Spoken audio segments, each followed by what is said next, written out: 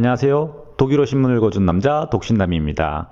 얼마 전 올려드린 K-팝이 세계를 정복하고 있다고 주장하는 독일 언론, 이 영상에서 정복이 갖는 의미를 가지고 얘기를 드린 적이 있습니다. 이 정복이라는 단어 선정은 우리가 한 것이 아니고 바로 독일 언론이 쓰고 있는 표현이죠. 이런 정복이라는 표현이 적절한지를 떠나 문화 자존심이 센 유럽 사람들과 독일인들이 K-팝에 정복당했다는 이런 문구는 아주 의미심장하게 들리죠. 세계를 정복했다는 표현을 쓰는 건 K-팝이 사회에 미치는 영향이 아주 크다는 반증이기도 합니다. 정복이라는 단어에서 알 수 있는 건 이들이 바라보는 한류와 K-팝에 일고 있는 세계적인 현상이 단순 일회성에 그친다는 얘기가 아닙니다. 지속적이고 반복적으로 K-팝이 영향을 미친다는 얘기고, 거기는 전 세계적으로 사회 공감대가 있다는 얘기기도 하죠. 이 이유를 찾아가다 보면 K-팝이 왜 4차 산업혁명 시대의 최강자이며 앞으로 얼마나 오랫동안 군림할 수 있을 것인지 기대가 되기도 합니다. 이렇게 붐이 바로 전 지구적으로 일고 있는 K-팝 현상은 4차 산업혁명 시대의 사회적 변화와 아주 밀접한 관련이 있습니다. 여기서 잠시 얘기에 벗어나지만 그리 꼭 벗어나는 건 아닙니다만 4차 산업혁명 시대에 K-팝이 최강자인 이유를 분석하기 위해서 꼭 생각하고 넘어가야 할 논점이 있습니다. 물론 이에 대해 생각이 다른 분들이 있을 수가 있고요. 그래서 시청자 여러분들의 활발한 댓글을 기대합니다. 그 논점은 지금 K-팝이 이들의 말대로 세계를 정복하는 이유, 그 이유가 우리가 음악을 잘 만들고 새로운 것을 창조해서 세계적인 팬덤이 생긴 것일까요? 아니면 이런 전 세계적인 사회 현상이 이미 와 있는데 우리가 이를 포착해서 K-팝에 담기 시작하며 이 시대를 대변해 주기 때문에 팬덤이 생기고 있는 것일까요?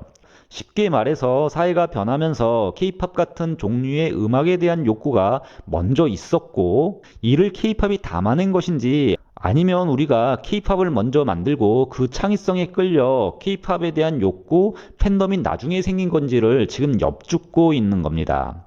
닭이 먼저냐 달걀이 먼저냐를 지금 시청자분들께 제가 여쭙고 있는 겁니다.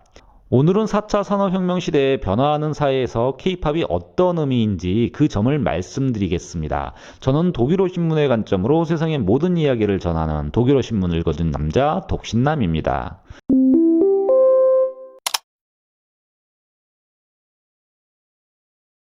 지금 말씀드린 논점이 닭이 먼저냐 계란이 먼저냐를 알기 위해서는 인류의 문명과 문화의 변곡점마다 음악이 어떤 형태로 변화했는지를 알아봐야 합니다. 아르스 노바라는 말은 라틴어로 신예술, 새로운 예술이라는 뜻이죠.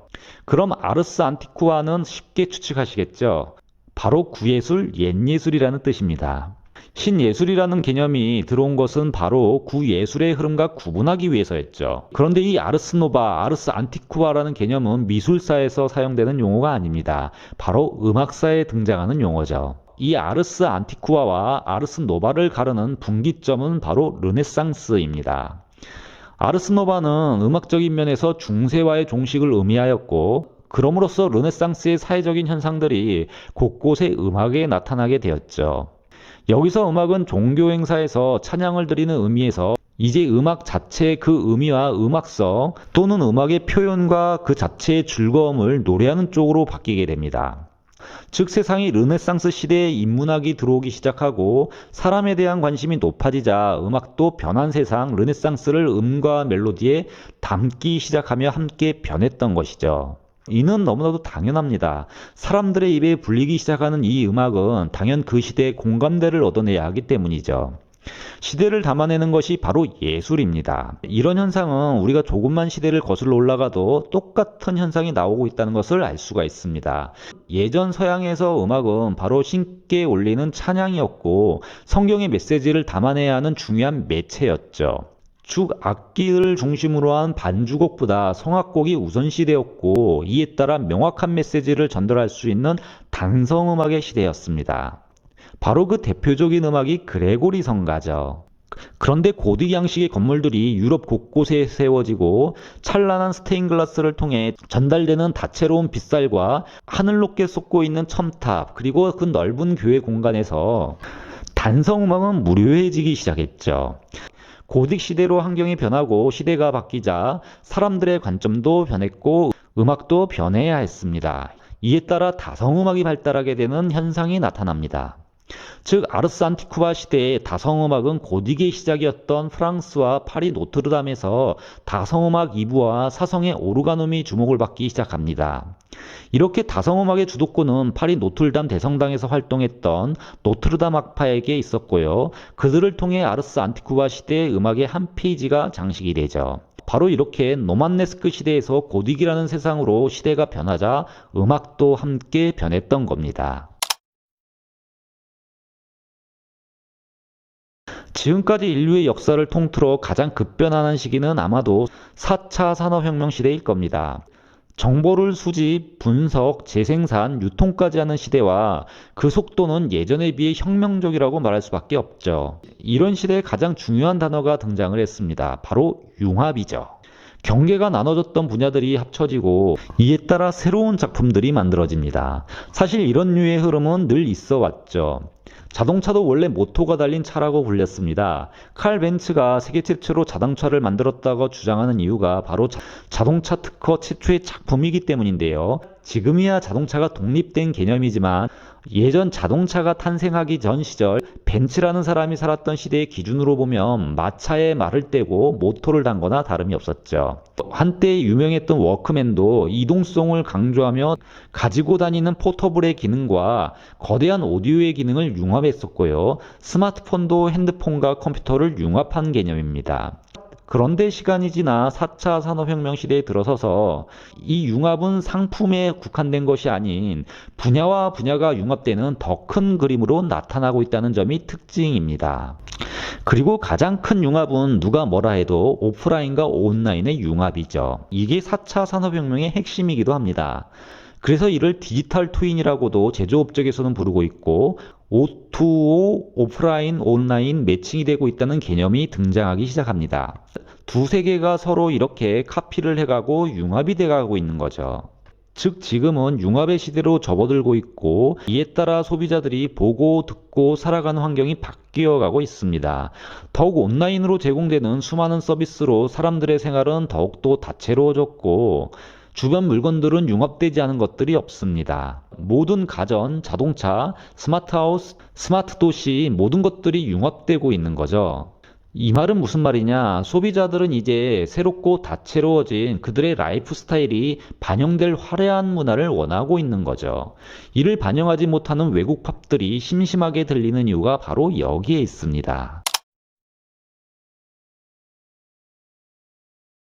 지금 시대는 단순 팝이 아니라 더욱 다채롭고 융합된 새로운 장르를 원하고 있습니다. 예전에도 단성음악이 다성음악으로 그리고 아르스 안티쿠아와 아르스 노바로 바뀐 시대에 공통점이 나오게 되는데요. 바로 세상이 다채로워졌다는 공통점이죠. 이렇게 시대가 좀 더 다채로워지면서 음악도 다채로워진다는 특징을 보여줍니다. 그리고 지금 시대는 온라인과 오프라인이 융합되어 변해가고 있고 지금은 딱 그 중간에 놓여 있는 시대죠. 이에 걸맞는 새로운 대중음악을 소비자들은 분명 찾고 있습니다. 그리고 이제 음악이 여기서 반응을 하기 시작했는데요. 바로 그 첫 시작을 케이팝이 한 겁니다. 독일의 스타크 팝 컬럼니스트 다니엘 코흐는 2020년 8월 12일 무직 이스프레스가 생성한 기사에서 케이팝은 새로운 장르라고 말을 하고 있습니다. 새로운 시대에 새로운 장르가 필요한 거겠죠. 그가 말하는 케이팝은 여러 다양한 엔터테인먼트 요소들, 즉 뮤직비디오, 패션, 퍼포먼스, TV쇼, 라이브 스트림 등이 통합된 인터그레이티드 컨텐츠라고 케이팝의 개념 정리를 하고 있습니다. 이런 융합이 케이팝 문화를 더욱 다양하고 세련되게 만든다고 하고 있는데요. 그의 말을 정리하면 지금까지 나온 음악 중에 가장 다채롭고 화려한 음악이 바로 이 케이팝이고 이런 케이팝의 특징이 또한 세계를 정복하게 만든 이유라고 그는 주장을 하고 있는 거죠. 그는 케이팝의 음악에 대해서도 평을 하고 있는데요. 혼동스러운 템포 그리고 수많은 하모니와 변화는 죽일 듯 힘들다고 말을 합니다. 너무 복잡하다는 거죠. 그런데 이상하게도 이런 음악을 한번 듣고 나면 서양 대중음악은 이제 재미없게 들린다는 희한한 현상이 있다고 강조하면서 케이팝의 수준을 평가하고 있습니다. 그러니까 일단 음악적으로도 예전 팝에 비해 다르다는 것, 그리고 복잡해 보인다는 것, 그러나 이것이 세련되다는 것, 케이팝에서 이런 특징을 그는 꼽고 있는 거죠. 분명 이런 류의 음악을 20년 전에 들었다면 혼동스러운 음악, 시끄럽기만 한 음악으로 평했을 건데요. 이제 이런 방식이 세련되게 다가오고 있다고 말을 하고 있는 거죠. 즉 시대가 우리가 아날로그에 머물러 있는 사람들보다 훨씬 다채로워졌고 화려해졌으며 뭔가 복합적인 현상을 즐기고 있기 때문에 아날로그 시대 경험이 있는 사람들은 혼란스러워하지만 또한 이들이 동시에 디지털 시대를 살아가고 있기 때문에 듣고 나면 얼마나 세련되었는지를 알게 된다는 얘기로 해석이 됩니다. 당연 Z세대는 처음부터 이런 혼동이 없겠죠.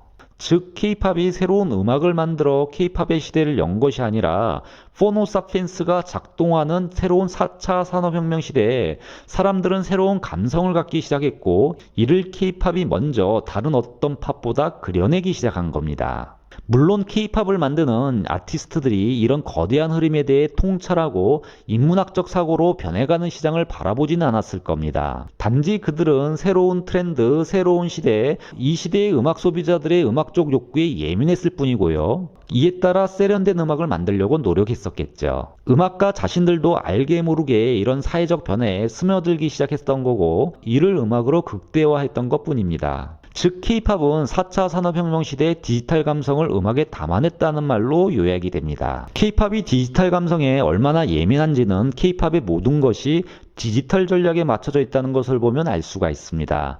음악도 변화하는 시대를 담고 있지만 마케팅도 디지털 감성과 결을 같이 하고 있죠. 독일 유력 경제주간지 캐피털은 방탄소년단이 디지털 세상을 지배하고 있다는 기사를 생성했던 적이 있었습니다. 신문은 방탄소년단의 셀 수 없는 트위터, 유튜브의 팔로워를 통해 디지털 세상을 정복했다고 밝히며 이를 통해 BTS는 온라인 콘서트를 하며 팬들과 소통을 하고 있는데 콘서트를 보기 위해 표를 구매하려는 팬들의 숫자는 신기록을 달성하고 있다고 전하고 있습니다. 또한 디지털 세상을 통한 바이럴 마케팅도 방탄소년단을 성공으로 만든 이유라고 전하고 있는데요. 바로 팬들이 직접 나서서 방탄소년단의 노래를 번역하고 이를 전파하면서 전도사의 역할을 하고 있다고 밝히고 있죠. 이는 디지털 감성으로만이 접근이 가능한 일입니다. K-팝이 4차 산업혁명 시대 강자인 이유는 바로 변화하는 시대 포노사피엔스가 즐기는 트렌드를 음악에 담아내기 시작했다는 것이고 디지털 감성의 가장 극대화된 팝이라는 점입니다. 바로 이 점이 디지털 시대의 주류 Z세대가 K-팝에 열광하는 이유이며 이들은 계속해서 K-팝을 들으며 성장하게 되겠죠. 오늘은 이미 13분이 넘어가기 때문에 4차 산업혁명 시대의 관점에서 K-팝의 의미만 설명을 드리겠고요. 그리고 포노사피엔스의 관점으로 다음 편에 나눠서 진행하겠습니다. 오늘 영상은 아직 끝난 것이 아닙니다. 다음 편을 꼭 기대해 주시면 감사하겠습니다. 지금까지 독일어 신문을 읽어준 남자 독신남이었습니다.